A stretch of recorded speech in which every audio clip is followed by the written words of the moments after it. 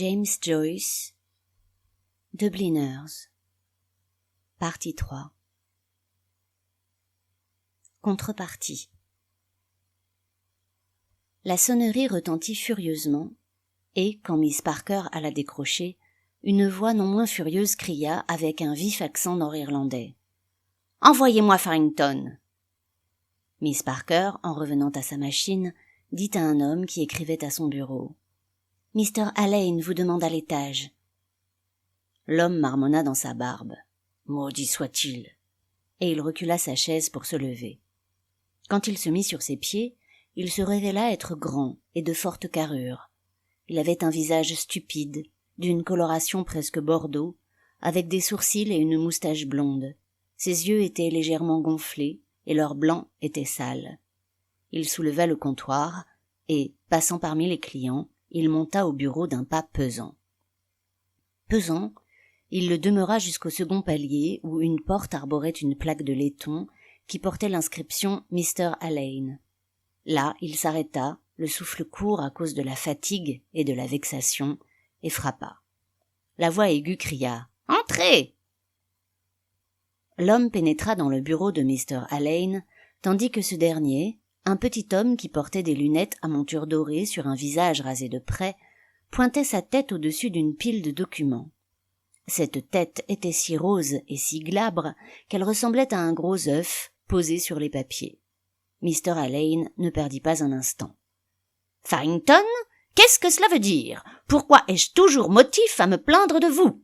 Puis-je vous demander pourquoi vous n'avez pas fait de copie du contrat Bodley-Kirwan? Je vous ai dit qu'il me le fallait pour 4 heures. »« Mais Mr. Shelley a dit, monsieur... »« Mr. Shelley a dit, monsieur, je vous prierai de bien vouloir prêter plus d'attention à ce que je dis qu'à ce que dit Mr. Shelley, monsieur. Vous avez toujours une bonne excuse pour éluder le travail. Laissez-moi vous dire que si ce contrat n'est pas copié d'ici ce soir, je porterai l'affaire devant Mr. Crosby. Est-ce bien clair maintenant? » »« Oui, monsieur. » »« Est-ce bien clair maintenant? Ah, et autre chose encore, je pourrais aussi bien m'adresser au mur qu'à vous, mais comprenez une fois pour toutes que vous disposez d'une demi-heure et non d'1h30 pour déjeuner. Combien de fois faudra-t-il vous le répéter? J'aimerais bien le savoir. C'est bien compris? » »« Oui, monsieur. » Mr. Alleyne pencha à nouveau sa tête sur la pile de papier. L'homme continuait à fixer ce crâne poli qui dirigeait les affaires de Crosby et Alleyne, tout en jaugeant sa fragilité. Un spasme de rage le prit à la gorge pendant quelques instants, puis passa, le laissant seulement extrêmement assoiffé. L'homme reconnut cette sensation, et sentit qu'il devrait bien boire ce soir. Le milieu du mois était passé, et s'il pouvait réaliser la copie désirée dans le temps imparti, Mr. Alleyne lui donnerait peut-être une avance sur salaire. Il se tenait toujours debout, regardant fixement la tête qui dépassait de la pile de papier. Soudain, Mr. Alleyne commença à déranger tous les papiers à la recherche de quelque chose. Alors, comme s'il avait été inconscient de la présence de l'homme jusqu'à cet instant, il leva à nouveau la tête et dit « Eh bien, allez-vous rester là planté comme un piquet pendant toute la journée? Ma parole, Farrington, vous n'êtes pas du genre pressé. » »« J'attendais de voir. »« Très bien, vous n'avez pas besoin d'attendre de voir. Allez en bas et mettez-vous au travail. » L'homme marcha pesamment en direction de la porte, et comme il sortait de la pièce, il entendit Mr. Alleyne lui crier que si le contrat n'était pas dûment copié dans la soirée, Mr. Crosby en entendrait parler. Il retourna à son bureau, en bas, et compta les feuilles qui lui restaient à copier. Il saisit son stylo et le trempa dans l'encre, mais il resta stupidement bloqué sur les derniers mots qu'il avait transcrits. En aucun cas le dénommé Bernard Bodley. Le soir tombait, et dans quelques minutes ils allumeraient le gaz, alors il pourrait écrire. Il sentit qu'il devait étancher la soif dans sa gorge. Il se leva de son bureau, et soulevant à nouveau le comptoir, il traversa le bureau. Comme il passait, le commis en chef le regarda d'un air inquisiteur. « C'est bon, Mr. Shelley, » dit l'homme, en désignant avec son doigt l'objectif de son déplacement. Le commis en chef jeta un coup d'œil au chapeau déposé sur les patères, et, voyant que la rangée était complète, il s'abstint de toute remarque. Aussitôt qu'il fut sur le palier, l'homme sortit une casquette de berger de sa poche, l'enfila, et dévala l'escalier branlant. Depuis la porte de la rue, il marcha furtivement contre le mur, jusqu'au coin, et tout d'un coup s'engouffra par une porte. Il était maintenant en sécurité, dans l'alcôve sombre de chez O'Neill, et illuminant la petite fenêtre qui donnait sur le bar de sa tête rubiconde, d'une teinte oscillant entre le bordeaux et la viande rouge, il cria. « Par ici, Pat, donne-nous une demi-pinte comme un bon garçon. » Le serveur lui apporta un verre de bière.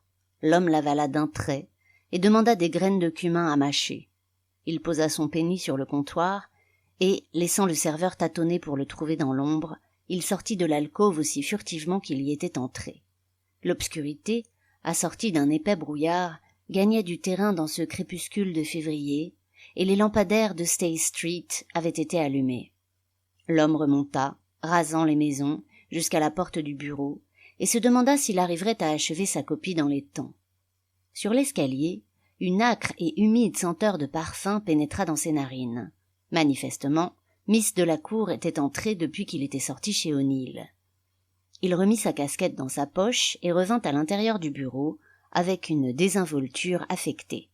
« Mr. Alleyne vous a appelé, » dit le commis en chef d'un ton sévère. « Où étiez-vous » L'homme regarda les deux clients qui étaient debout devant le comptoir, comme pour expliquer que leur présence l'empêchait de répondre.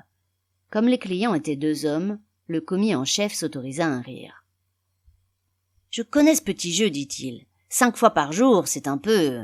Enfin, vous feriez mieux d'avoir l'air vif et de trouver sans tarder une copie de la correspondance du cas Delacour pour Mr. Alleyne. » Cette remarque faite en public, sa montée des marches et la bière qu'il avait descendue si hâtivement le rendirent confus, et, comme il se rasseyait à son bureau pour prendre ce qu'on lui avait demandé, il prit conscience de l'impossibilité de terminer la copie du contrat avant 5h30. La nuit humide et sombre descendait, et il n'avait qu'une envie, c'était de la passer dans les bars, à boire avec ses amis parmi les lumières du gaz et le tintement des verres. Il trouva la correspondance de Delacour et sortit du bureau. Il espérait que Mr. Alleyne ne remarquerait pas que les 2 dernières lettres manquaient. Le parfum, âcre et humide, flottait dans l'escalier, jusqu'au bureau de Mr. Alleyne. Miss Delacour était une femme d'âge mûr, d'apparence juive. Mr. Alleyne, à ce qu'on disait, lui faisait les yeux doux, à elle ou à son argent.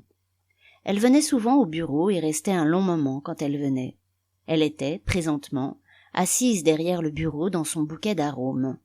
Elle lissait la poignée de son parapluie, ce qui faisait bouger la grande plume noire de son chapeau. Mr. Alleyne avait fait pivoter son fauteuil pour lui faire face et avait posé cavalièrement son pied droit sur son genou gauche. L'homme déposa la correspondance sur le bureau et s'inclina respectueusement, mais ni Mr. Alleyne ni Miss Delacour ne réagirent à sa révérence. Mr. Alleyne posa le doigt sur la correspondance avant de faire une sorte de chiquenaude comme pour dire « C'est bien, vous pouvez disposer ». L'homme redescendit au premier étage et se rassit à son bureau. Il fixa intensément la phrase incomplète. En aucun cas le dénommé Bernard Bodley, et il s'émerveilla de ce que les 2 derniers mots eussent la même initiale. Le chef de bureau commença à presser Miss Parker en disant qu'elle n'aurait jamais fini de taper les lettres à temps pour le courrier du soir.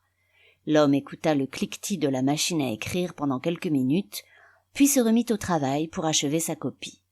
Mais sa tête n'était pas claire, et son esprit s'évadait vers les lumières et l'agitation du pub. C'était un soir à boire du punch chaud. Il se battit avec sa copie, mais quand l'horloge sonna 5 heures, il lui restait 14 pages à faire. Malédiction. Il n'avait pas eu le temps de la finir dans les temps. Il avait envie de jurer à haute voix, d'asséner un violent coup de poing à quelque chose. Il était si enragé qu'il écrivit Bernard Bernard au lieu de Bernard Bodley et dut tout recommencer sur une page blanche. Il se sentait assez fort pour vider tout le bureau d'une seule main. Son corps ressentait le besoin douloureux de faire quelque chose, de se précipiter et de s'assouvir dans la violence. Toutes les indignités de sa vie l'enrageaient. Était-il possible de demander une avance en privé à l'employé de la caisse? Non, le caissier n'était pas gentil, pas du tout gentil. Il ne donnerait pas l'avance. Il savait où il pourrait retrouver les gars, Léonard, O'Halloran et Noseflin. Le baromètre de sa nature émotive était à la révolte. Son imagination l'avait emporté si loin que son nom fut appelé 2 fois avant qu'il répondît. Mr. Alleyne et Miss Delacour étaient debout de l'autre côté du comptoir et tous les clercs s'étaient retournés dans l'attente de quelque chose. L'homme se leva de son bureau. Mr. Alleyne commença une tirade sur ses abus, en se plaignant qu'il manquait 2 lettres au dossier. L'homme répondit qu'il n'en savait rien, qu'il avait fait une honnête copie de tout ce qu'il avait pu. La tirade continua, et elle était si amère et si violente que l'homme put difficilement retenir son poing de s'abattre sur la tête du mannequin qui se trouvait devant lui. « Je ne sais rien à propos de 2 lettres supplémentaires, » dit-il stupidement. « Vous ne savez rien, bien sûr que vous ne savez rien, » dit Mr. Alleyne. « Dites-moi, » ajouta-t-il en cherchant d'abord du regard l'approbation de la dame derrière lui. « Me prenez-vous pour un idiot? Pensez-vous que je sois le dernier des idiots ?» Le regard de l'homme passa du visage de la dame à la petite tête d'œuf, puis revint à la dame, et, presque avant d'être conscient de ce qu'il disait, sa langue eut un moment de félicité. « Je ne crois pas, monsieur, dit-il, que ce soit là une question bien honnête à me poser. » Les clercs s'arrêtèrent même de respirer. Tout le monde était éberlué, l'auteur de ce trait d'esprit aussi bien que les autres, et Miss de la Cour, qui était une fort aimable personne, se fendit d'un large sourire. Mr. Alleyne rougit violemment, et sa bouche de nain se tordit dans un rictus passionné. « Ruffian impertinent! Ruffian impertinent! Je ne ferai qu'une bouchée de vous. Attendez de voir. Vous présenterez vos excuses pour votre impertinence, ou vous quitterez ce bureau immédiatement. Vous le quitterez, je vous le dis, si vous ne vous excusez pas. » L'homme se tenait maintenant debout, en face du bureau, et regardait si le caissier allait sortir tout seul. Tous les clercs passèrent, et enfin le caissier sortit, accompagné du chef de bureau. Il était inutile d'essayer de lui en toucher un mot, tant qu'il était avec le chef de bureau. L'homme sentait bien que sa position était déjà assez compromise. Il avait été obligé de présenter d'abjectes excuses à Mr. Alleyne pour son impertinence, mais il savait quel nid de vipères le bureau allait devenir pour lui. Il se rappelait très bien la façon dont Mr. Alleyne avait viré le petit Pic pour faire de la place à son neveu. Il se sentait sauvage, assoiffé et vindicatif, exaspéré par lui-même aussi bien que par autrui. Mr. Alleyne ne le laisserait plus en repos maintenant. Sa vie allait devenir un enfer. N'aurait-il pas pu garder sa langue dans sa bouche? Mais il n'avait jamais pu se supporter, lui et Mr. Alleyne, depuis le début, depuis le jour où Mr. Alleyne l'avait entendu imiter son accent nord-irlandais pour amuser Higgins et Miss Parker. C'était de là que tout était parti. Il aurait pu essayer Higgins pour l'argent, mais à tous les coups Higgins n'avait rien sur lui. Un homme qui devait entretenir 2 foyers, bien sûr, il n'avait pas de quoi. Il sentit à nouveau son corps réclamer le confort du pub. Le brouillard l'avait un peu calmé, et il se demandait s'il pourrait soutirer quelque chose de pat au O'Neills. Mais il ne pourrait pas lui soutirer plus d'1 shilling, et 1 shilling ça ne servait à rien. Et pourtant il devait bien trouver de l'argent d'une manière ou d'une autre. Il avait dépensé son dernier penny pour le médecin et bientôt il allait être trop tard pour trouver de l'argent où que ce soit. Soudain, tandis qu'il tripotait sa chaîne de montre, il songea au prêteur sur gage Terry Kelly à Fleet Street. C'était ça la solution. Comment n'y avait-il pas songé plus tôt? Il longea l'étroite ruelle du Temple Bar à pas rapides, grommelant dans sa barbe qu'ils pouvaient tous aller au diable parce qu'il allait passer une excellente soirée. Le commis, à Terry Kelly, dit « 1 couronne », mais le type de la consigne ne débordit pas de la somme de 6 shillings, et les 6 shillings lui furent donnés rubis sur l'ongle. Il sortit du prêteur sur gage d'une humeur joyeuse, roulant ses pièces entre le pouce et l'index pour en former un petit rouleau. À Westmoreland Street, la rue était encombrée par des jeunes gens et des jeunes filles qui sortaient du travail, et des gosses en guenilles couraient çà et là en criant le nom des éditions du soir. L'homme fendit la foule, jetant sur le spectacle général un œil fier et satisfait, et lorgnant les filles de bureau avec un air conquérant. Sa tête était pleine du bruit des avertisseurs de tram et des chariots à roulettes, et son nez humait déjà les vapeurs dansantes du punch. Tandis qu'il marchait, il préparait les mots avec lesquels il raconterait cet incident au gars.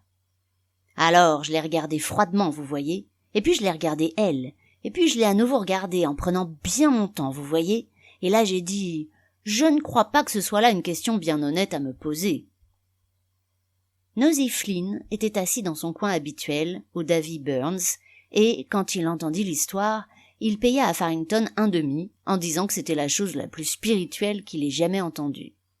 Farrington paya sa tournée aussi.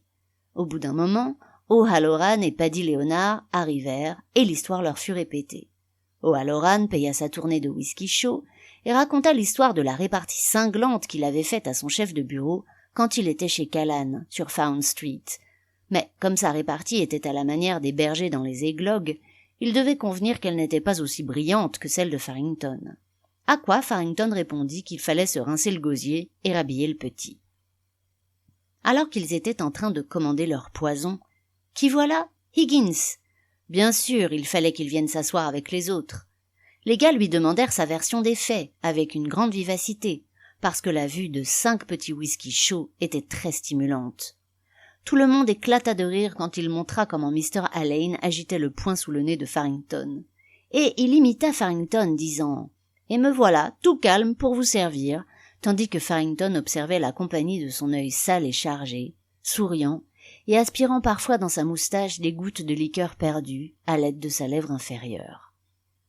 Quand cette tournée fut consommée, il y eut une pause. O'Halloran avait de l'argent, mais aucun des deux autres ne paraissait en avoir, et toute la bande quitta le pub à regret.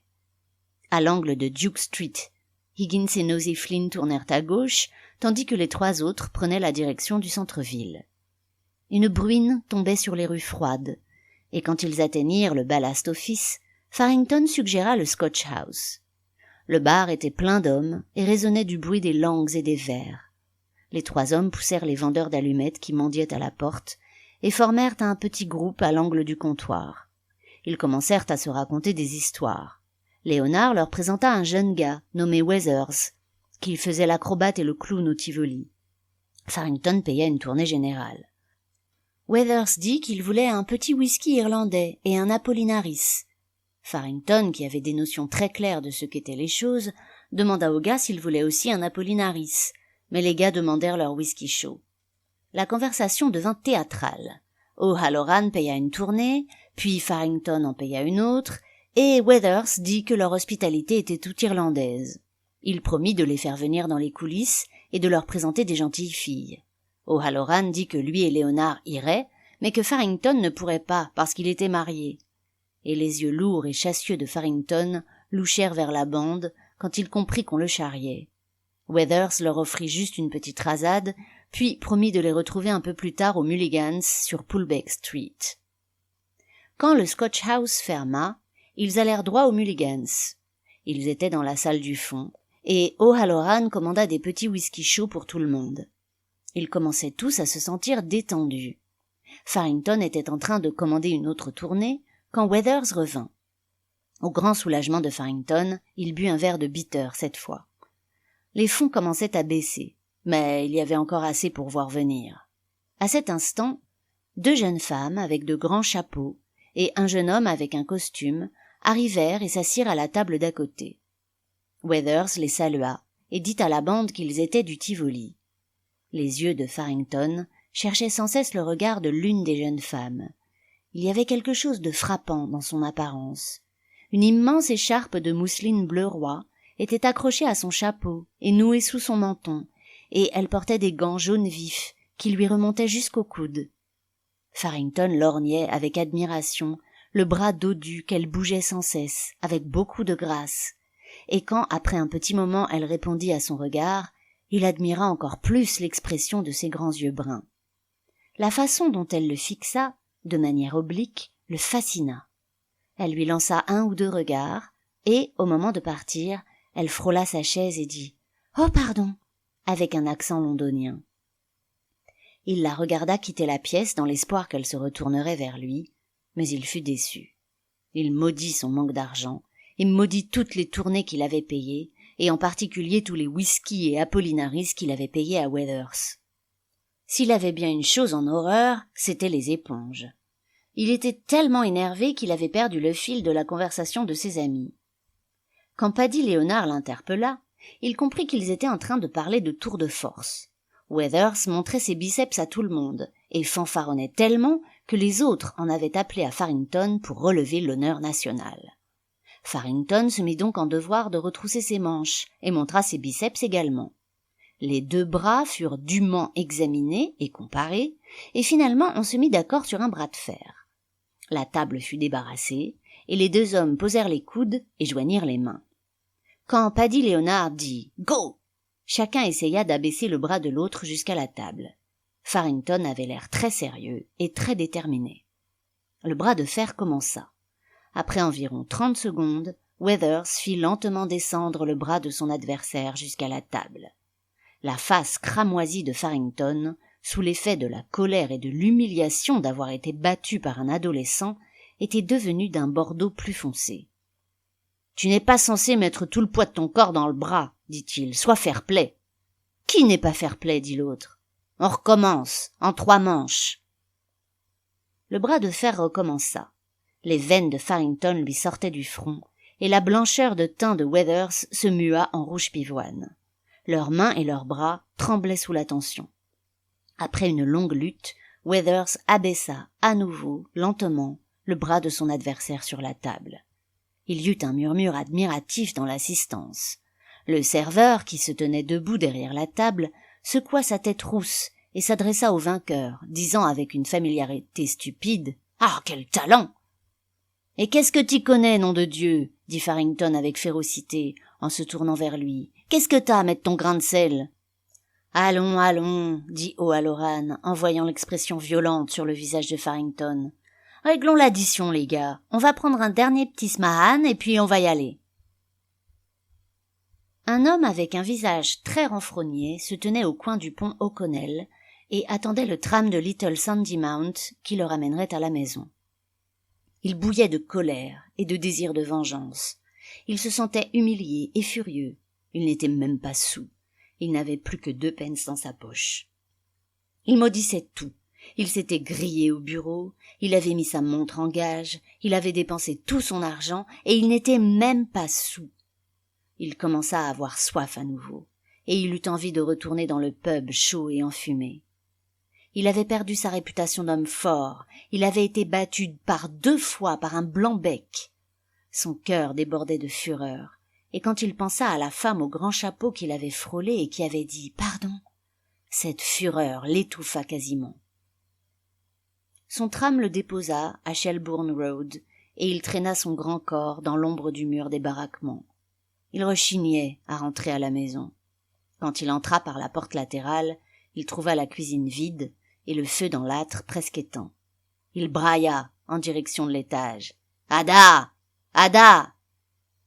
Sa femme était une petite femme au visage pointu, qui harcelait son mari quand il était sobre et se faisait harceler par lui quand il avait bu. Ils avaient 5 enfants. Un petit garçon accourut dans l'escalier. « Qui va là ?» dit l'homme, qui essayait de percer l'obscurité. « C'est moi, pas. »« Qui, moi ? Charlie ?»« Non, pas. Tom. »« Où est ta mère ? » ?»« Elle est sortie, à l'église. »« C'est juste. Elle a laissé quelque chose pour moi pour le dîner ? » ?»« Oui, pas. Je... »« Allume la lampe. Pourquoi tu laissais la maison dans le noir ? Est-ce que les autres enfants sont au lit ? » L'homme s'assit lourdement sur l'une des chaises, tandis que le petit garçon allumait la lampe. Il commença à singer l'accent plat de son fils, en se disant à moitié pour lui-même. « À l'église, s'il vous plaît !» Quand la lampe fut allumée, il frappa du poing sur la table et cria « Qu'est-ce qu'il y a à manger ?»« Je vais le réchauffer, pas, » dit le petit garçon. L'homme bondit furieusement et montra le feu. « Sur ce feu-là ? Tu l'as laissé mourir. Bon Dieu, je vais t'apprendre à refaire ça la prochaine fois. » Il fit un pas vers la porte et attrapa la canne qui était posée à côté. « Je vais t'apprendre à laisser mourir le feu, » dit-il, en retroussant sa manche pour se donner les coups des franches. Le petit garçon cria « Oh, pas !» et il courut en pleurnichant autour de la table, mais l'homme le suivit et l'attrapa par la chemise. Le petit garçon regarda autour de lui avec des yeux fous, mais ne voyant aucun moyen de s'échapper, il tomba à genoux. « Tu vas voir si tu laisses mourir le feu la prochaine fois, » dit l'homme en le frappant vigoureusement de la canne. « Prends ça, petit morveux !» Le garçon laissa échapper un gémissement de douleur quand le bâton lui entama la cuisse. Il joignit les mains dans l'air et sa voix trembla de peur. « Oh, pas !» supplia-t-il. « Ne me bats pas, pas, et je dirai un je vous salue Marie pour toi, pas. Je dirai un je vous salue Marie pour toi si tu me bats pas. Je dirai un je vous salue Marie.